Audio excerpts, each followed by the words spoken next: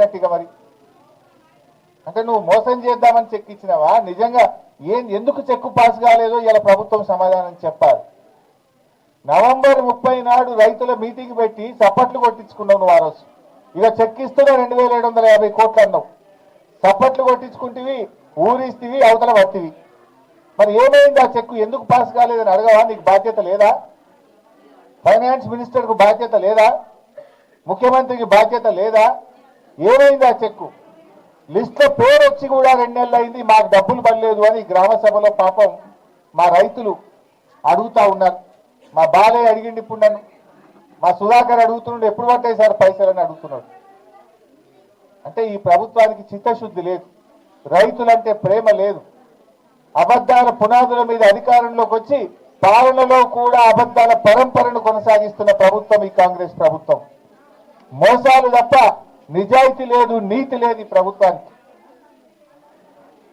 So ఇప్పటికైనా రుణమాఫీ మీద వైట్ పేపర్ రిలీజ్ చేయండి ఎంతమందికి చేసిండ్రు ఇంకెంతమందికి చేయాలి ఎప్పట్లోగా చేస్తారో చెప్పండి రోజుకొక రైతు పిట్టల్లాగా రాలిపోతా ఉన్నారు నిన్న 3 రైతులు రాష్ట్రంలో ఆత్మహత్య చేసుకున్నారు రోజు రైతులు చనిపోతుంటే కూడా ఈ ప్రభుత్వానికి చీమగుట్టినట్టు కూడా లేదు కనికరం లేదు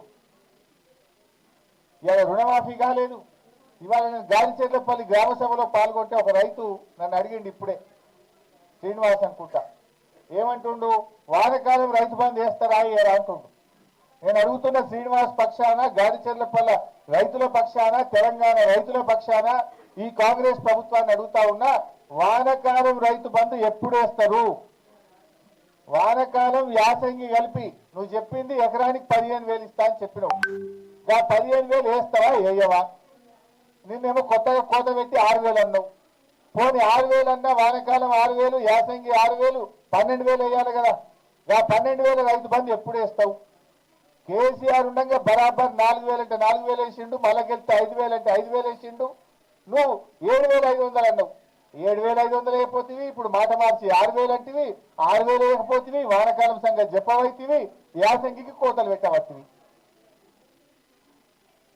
సో ఇవాళ మా గాలిచెర్లపల్లి రైతులు అడిగిన మాటనే తెలంగాణ రైతుల మాట వానకాలం యాసంగి కలిపి ఇచ్చిన మాట ప్రకారంగా 15,000 రైతు భరోసా వేయాలని చెప్పి మేము డిమాండ్ చేస్తున్నాం నువ్వు 6,000 వేసినావు అనుకో ఇచ్చింది 6,000 కోత పెట్టింది 9,000 అంతే కదా ఎగబెట్టింది 9,000 ఇచ్చింది 6,000 అవుతుంది కేసీఆర్ ఇచ్చినట్టు ఇచ్చిన 10,000 అంటే నువ్వు 6 ఇస్తే 4,000 కోత పెట్టినట్టేనే పాత లెక్క చూస్తే 4,000 నువ్వు చెప్పిన ప్రకారంగా చూస్తే ఎకరానికి 6,000 కోత పెట్టి 9,000 కోత పెట్టినట్టు పాత లెక్క చూస్తే 10 6 పడ్డాయి అంటే 4,000 కోత పెట్టినావు నువ్వు చెప్పిన ప్రకారం 15,000 ఇవ్వాలి 15,000కు బదులు 6 ఇచ్చినావంటే 9,000 కోత పెట్టినట్టు అంటే నువ్వు ఎగవేతల రేవంత్ రెడ్డివి కోతల రేవంత్ రెడ్డివి ఎలక్షన్ల ముందు కోతలు గవర్నమెంట్ వచ్చినాక ఎగవేతలు అందుకే నీ పేరు యనుమల రేవంత్ రెడ్డి కాదు నువ్వు ఎగవేతల రేవంత్ రెడ్డి అని పేరు పెట్టండి నీకు అన్ని చెదాక నిన్ను గదే పేరు పెట్టి పిలుస్తాను ఇక ఈయన నిజాయితీ ఉంటే చిత్తశుద్ధి ఉంటే ఈ రైతులకు కోత పెట్టాలా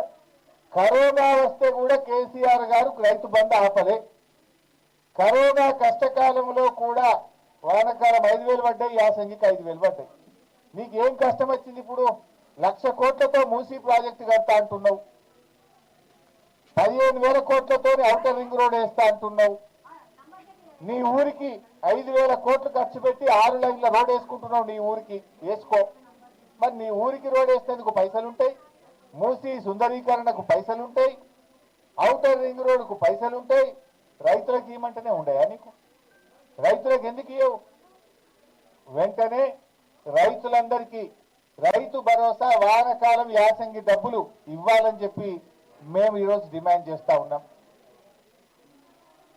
ఇకపోతే రేషన్ కార్డులలో పోయినసారి ఇచ్చిన దరఖాస్తులు పాపం 2-3 నన్ను అడిగిండ్రు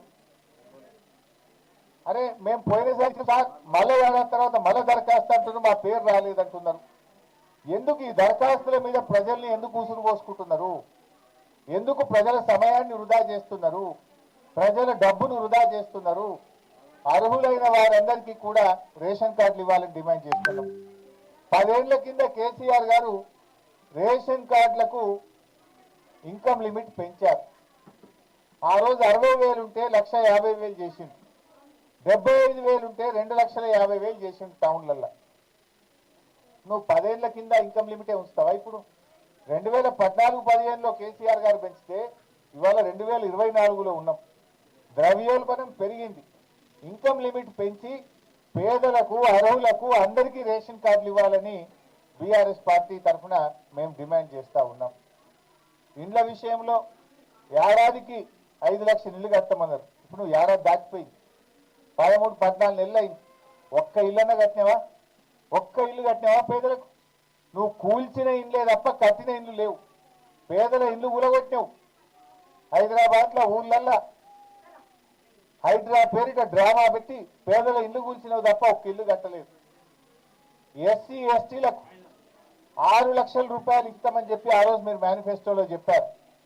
అందువల్ల ఈసారి మంజూరు చేసే ఇళ్లలో ఎస్సీలకు ఎస్టీలకు 6 లక్షల రూపాయలు ఇచ్చిన మాట నిలుపుకోవాలని కూడా బీఆర్ఎస్ పార్టీ పక్షాన మేము డిమాండ్ చేస్తా ఉన్నాం.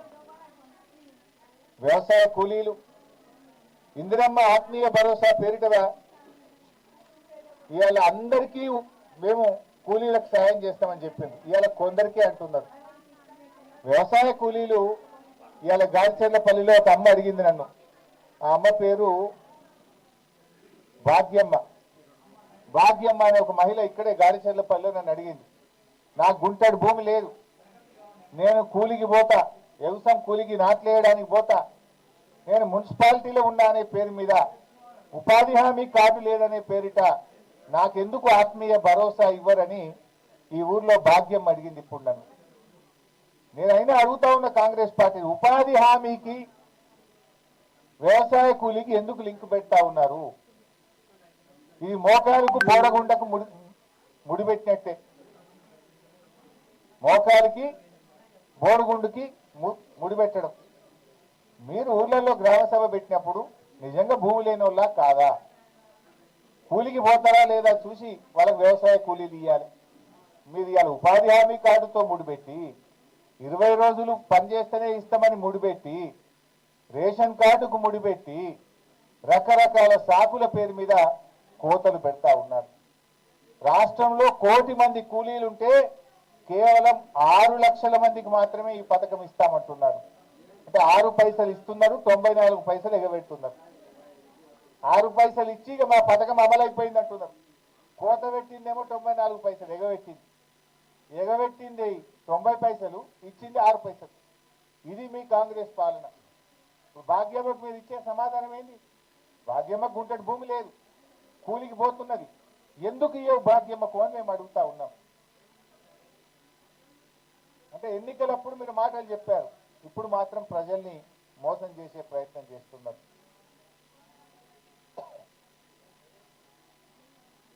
ఇలా ఏ పథకం చూసినా రుణమాఫీ చూస్తే 30 పైసలు అయింది, 60 పైసలు, 70 పైసలు ఇంకా కాలేదు. రైతు భరోసా చూస్తే 6 పైసలకి ఇచ్చిండ్రు, 94 పైసలకు ఎగబెట్టిండ్రు. సారీ, వ్యవసాయ కూలీల పథకం 6 పైసలకి ఇచ్చిండ్రు, 94 పైసలు ఎగబెట్టిండ్రు. రైతు భరోసా చూస్తే వానకాలం ఎగ్గొట్టిండ్రు, యాసంగికి కూడా 6,000 ఇస్తామంటున్నారు. ఇండ్లు చూస్తే ఇవాళకైతే ఇచ్చింది లేదు, మరి రేపు అసలు లిస్ట్ వస్తే మీరు రంగు బయటపడుతుంది. పేదలకు అర్హులకు ఇవ్వాలి తప్ప ఇన్ఛార్జ్ మినిస్టర్ పేరిట మీరు కాంగ్రెస్ కార్యకర్తలకు కట్టబెట్టే ప్రయత్నం చేస్తే ప్రజల తిరుగుబాటు తప్పదని చెప్పి ఉన్న వాళ్ళకి ఇస్తే, అనర్హులకు ఇస్తే ప్రజా తిరుగుబాటు తప్పదని కూడా మేము హెచ్చరిస్తా ఉన్నాం. అదేవిధంగా రేషన్ కార్డులు కూడా వెంటనే ఇన్కమ్ లిమిట్లను పెంచి పట్టణ ప్రాంతాల్లో, గ్రామీణ ప్రాంతాల్లో ఆనాడు కేసీఆర్ గారు పెంచారు, ఇప్పుడు మీరు కూడా పెంచి అర్హులందరికీ కూడా రేషన్ కార్డులు ఇవ్వాలని కూడా కోరుతా ఉన్నాం. ఇలా ప్రోటోకాల్ కూడా పాటించడం లేదు. కాంగ్రెస్ పార్టీ ఎమ్మెల్యేలు ఉన్న కాడనేమో ప్రజాపాలనలో ఎమ్మెల్యే ఫోటో పెడుతుండ్రు, బీఆర్ఎస్ పార్టీ ఎమ్మెల్యేలు ఉంటే ఎమ్మెల్యే ఫోటో పెట్టలేరు. మీరు ఇదేం పద్ధతి? ఇదే జిల్లాలో వేరే దగ్గర మనం చూస్తే కాంగ్రెస్ ఎమ్మెల్యే ఉన్న కాడ బెజ్జంకిలో ఫోటో పెడుతున్నారు, నారాయణఖేడ్లో ఫోటో పెడుతున్నారు. మరి బీఆర్ఎస్ ఎమ్మెల్యేల దగ్గర ఎందుకు పెట్టారు? ప్రోటోకాల్ అనేది అందరికీ సమానంగా ఉండాలి, ఎమ్మెల్యే అయినా ఎంపీ అయినా. కానీ మీరు ప్రోటోకాల్ను తుంగలో దొక్కి ఇష్టారాజ్యంగా మీరు పరిపాలన కొనసాగిస్తూ ఉన్నారు. ఏడాదిలోనే తీవ్రమైన ప్రజా వ్యతిరేకత ఎదుర్కొంటున్నారు. ఇవాళ ఏ ఊర్లో పోయినా గ్రామ సభల్లో తిరుగుబాట్లు జరుగుతూ ఉన్నాయి. ప్రజలు పాపం అధికారులను నిలదీస్తూ ఉన్నారు. మీ తప్పులకు అధికారులు బలి అవుతా ఉన్నారు. మేము అదే విధంగా ఇలా గ్రామ సభలో కొంతమంది మా చెల్లెళ్ళు అడిగారు, మాకు మహాలక్ష్మి ఎప్పుడు ఇస్తారు సార్, 2500 ఇస్తానని రేవంత్ రెడ్డి అని మా చెల్లెళ్ళు అడుగుతా ఉన్నారు. నువ్వు ఆ రోజు ఏమన్నావు, ప్రతి మహిళకు నెలకు 2500 రూపాయలు ఇస్తా అన్నావు, ఏమైంది అని అడుగుతా ఉన్నావు. 13 నెలలు అయింది. ప్రతి మహిళకు 30,000 రూపాయలు బాకీ పడ్డావు. నువ్వు మహాలక్ష్మి కింద నెలకు 30,000 బాకీ పడ్డావు. ఆడ జార్ఖండ్ లో కొత్తగా ఏర్పడ్డ ప్రభుత్వం సోరెన్ గారు, హేమంత్ సోరెన్ గారు గెలిచిన మొదటి నెల నుంచే మహిళలకు చెప్పిన మాట ప్రకారంగా 2500 ఇస్తున్నాడు. ఆయన జార్ఖండ్ రాష్ట్రంలో హేమంత్ సోరెన్ ముఖ్యమంత్రి గారు గెలవంగానే చెప్పిన మాట ప్రకారంగా నెలకు 2500 మహిళలకు ఇస్తున్నాడు. నువ్వు 13 నెలల ఇంకెప్పుడు ఇస్తావు మహిళలకు మహాలక్ష్మి, ఇంకెప్పుడు ఇస్తావు 2500 మహిళలకు అని నేను అడుగుతా ఉన్నా. 13 నెలలు ఇలా 30,000 బాకీ పడ్డావు. ప్రతి అక్కకు చెల్లెకు 30,000 బాకీ పడ్డావు రేవంత్ రెడ్డి నువ్వు. అదేవిధంగా ఇవాళ ఒక పెద్ద మనిషి అడిగింది నన్ను, 4,000 పింఛన్ అన్నాడు సార్, ఎప్పుడు ఇస్తారు అని అడుగుతున్నారు. ముసలోళ్ళ కేసీఆర్ 200 ఉంటే 2,000 చేస్తా అన్నాడు, చేసిండు. నువ్వు 4,000 చేస్తా అన్నావు, ఎప్పుడు ఇస్తావు 4,000? పక్కన ఆంధ్రప్రదేశ్లో చంద్రబాబు నాయుడు గెలవంగానే 4,000 చేస్తా అంటే బరాబర్ తెల్లారి 4,000 ఇచ్చింది. నువ్వు 13 నెలలైనా 4,000 రూపాయలు ఇయ్యలే, ఎప్పుడు ఇస్తావు రేవంత్ రెడ్డి అని నేను అడుగుతా ఉన్నా. అంటే అవ్వ తాతల్ని మోసం చేసినావు, అక్క చెల్లెల్ని మోసం చేసినావు, పెళ్లి చేసుకునే పిల్లలకు తులం బంగారం ఇస్తాను మోసం చేసినావు. ఇప్పటికైనా కళ్ళు తెరిచి పేదలకు మేలు చేయాలని, రుణమాఫీ వెంటనే అందరికీ పూర్తి చేయాలని, రైతు భరోసా వానకాలం యాసంగి కలిపి 15,000 రూపాయలు ఇవ్వాలని, వ్యవసాయ కూలీలకు ఉపాధి హామీ కార్డుతో నిమిత్తం లేకుండా కూలీలందరికీ ఇందిరమ్మ ఆత్మీయ భరోసా పథకాన్ని వర్తింప చేయాలని, రేషన్ కార్డులకు లిమిట్లు పెంచి గ్రామీణ ప్రాంతంలో పట్టణ ప్రాంతంలో ఇన్కమ్ లిమిట్ పెంచి అర్హులందరికీ రేషన్ కార్డులు అందించాలని, ఎస్సీ ఎస్టీలకు గృహ నిర్మాణ పథకంలో కాంగ్రెస్ పార్టీ మేనిఫెస్టోలో చెప్పిన ప్రకారంగా 6 లక్షలు ఇవ్వాలని చెప్పి మేము డిమాండ్ చేస్తున్నాం. Thank you.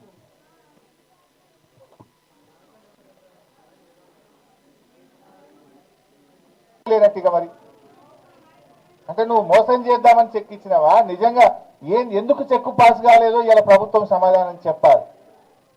నవంబర్ 30 నాడు రైతుల మీటింగ్ పెట్టి చప్పట్లు కొట్టించుకున్నావు నువ్వు. ఆ రోజు ఇక చెక్ ఇస్తున్నా 2,750 కోట్లు అన్నావు, చప్పట్లు కొట్టించుకుంటేవి, ఊరిస్తివి, అవతల పట్టివి.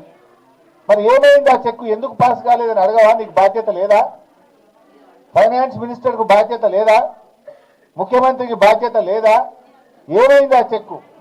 లిస్ట్లో పేరు వచ్చి కూడా 2 నెలలు అయింది, మాకు డబ్బులు పడలేదు అని గ్రామ సభలో పాపం మా రైతులు అడుగుతా ఉన్నారు. మా బాలయ్య అడిగిండి, ఇప్పుడు నన్ను మా సుధాకర్ అడుగుతున్నాడు, ఎప్పుడు పట్టాయి సార్ పైసలు అని అడుగుతున్నాడు. అంటే ఈ ప్రభుత్వానికి చిత్తశుద్ధి లేదు, రైతులంటే ప్రేమ లేదు. అబద్ధాల పునాదుల మీద అధికారంలోకి వచ్చి పాలనలో కూడా అబద్ధాల పరంపరను కొనసాగిస్తున్న ప్రభుత్వం ఈ కాంగ్రెస్ ప్రభుత్వం. మోసాలు తప్ప నిజాయితీ లేదు, నీతి లేదు ఈ ప్రభుత్వానికి. సో ఇప్పటికైనా రుణమాఫీ మీద వైట్ పేపర్ రిలీజ్ చేయండి. ఎంతమందికి చేసిండ్రు, ఇంకెంతమందికి చేయాలి, ఎప్పట్లోగా చేస్తారో చెప్పండి. రోజుకొక రైతు పిట్టల్లాగా రాలిపోతా ఉన్నారు. నిన్న 3 రైతులు రాష్ట్రంలో ఆత్మహత్య చేసుకున్నారు. రోజు రైతులు చనిపోతుంటే కూడా ఈ ప్రభుత్వానికి చీమగుట్టినట్టు కూడా లేదు, కనికరం లేదు. ఇవాళ రుణమాఫీ కాలేదు. ఇవాళ నేను గాలిచెర్లపల్లి గ్రామ సభలో పాల్గొంటే ఒక రైతు నన్ను అడిగిండు ఇప్పుడే, శ్రీనివాస్ అనుకుంటా, ఏమంటుండు, వానకాలం రైతు బంధు వేస్తారా ఏరా అంటుండు. నేను అడుగుతున్న శ్రీనివాస్ పక్షాన, గాలిచెర్లపల్లి రైతుల పక్షాన, తెలంగాణ రైతుల పక్షాన ఈ కాంగ్రెస్ ప్రభుత్వాన్ని అడుగుతా ఉన్నా, వానకాలం రైతు బంధు ఎప్పుడు వేస్తారు? వానకాలం యాసంగి కలిపి నువ్వు చెప్పింది ఎకరానికి 15,000 ఇస్తా అని చెప్పినావు. 15,000 వేస్తావా వేయవా? నిన్నేమో కొత్తగా కోత పెట్టి 6,000 అన్నావు. పోనీ 6,000 అన్నా వానకాలం 6,000, యాసంగి 6,000, 12,000 వేయాలి కదా. ఆ 12,000 రైతు బంధు ఎప్పుడు వేస్తావు? కేసీఆర్ ఉండగా బరాబర్ 4,000 అంటే 4,000 వేసిండు, మళ్ళకెళ్తే 5,000 అంటే 5,000 వేసిండు. నువ్వు 7,500 అన్నావు.